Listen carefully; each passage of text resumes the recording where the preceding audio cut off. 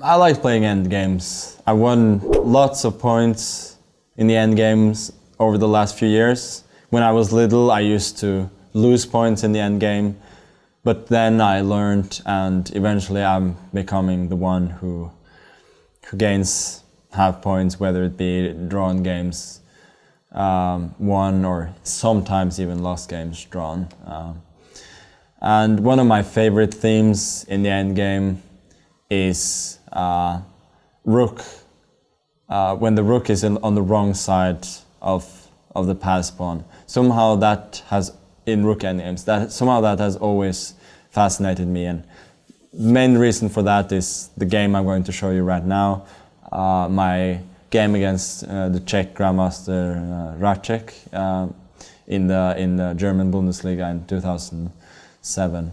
So if you were to switch around the positions of the rooks here, let's just put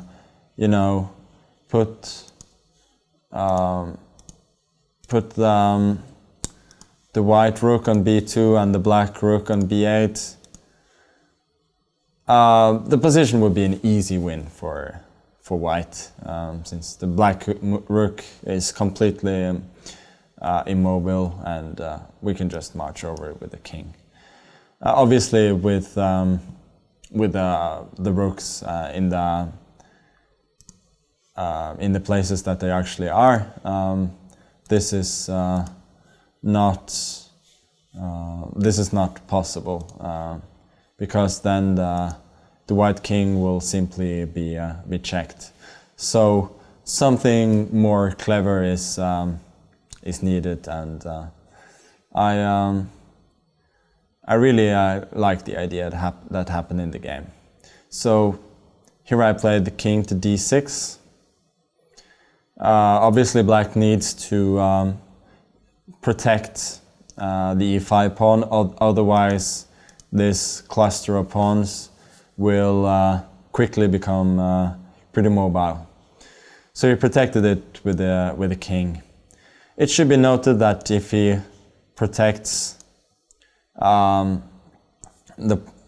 pawn with the f pawn, I will simply play rook to e8, rook takes b7, rook to e7, rook takes, king takes, with an easily winning pawn endgame. For instance, king to g6, king to f8, there's nothing to do except push the pawn. Takes g4. If the king moves backwards, I just go king to g8, forces king away again, and then grab the pawn, so he has to go forward, but then once again he's not in time, and now it's important just to play king to f5 rather than capture any of the pawns, and wherever he goes I capture the pawn the same way as the black king goes. So he played king f6 instead, which is the only chance. And now quite a bit of imagination is required to win the game. Obviously, rook h8, rook takes b7, rook h6, king g7 is not enough, because I need to move the rook. I cannot take this pawn, and my extra pawn would be basically meaningless. So instead, already a long time ago, I had found this idea, but obviously I needed to verify whether it actually worked. So I played f4. I remember one of my teammates, Peter Svidler, he told me after the game he didn't know what I was doing, whether I was trying to lose the game, but then when he saw my idea, he sort of calmed down. So he has no choice but to take it twice. Now comes the point of my idea, rook to g8. Obviously with the point rook b7, e5, and checkmate. So he has only one option, which is rook to b6, rook takes b7, king takes b7. and now f3. There are a couple of ways for white to win here, but by far the most elegant, I think, was the way that I chose, which is the same idea again. King to c6, and if he advances with the pawn, king to d6, and once again is checkmate.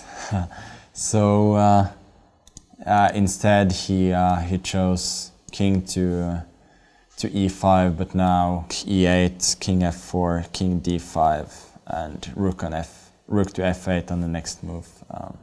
It's completely lost. So I guess it is quite a bit better to have the rook behind the passed pawn than in front of it. But this game goes to show that there are many resources, and that even in simple endgames it's often possible to play for a mate.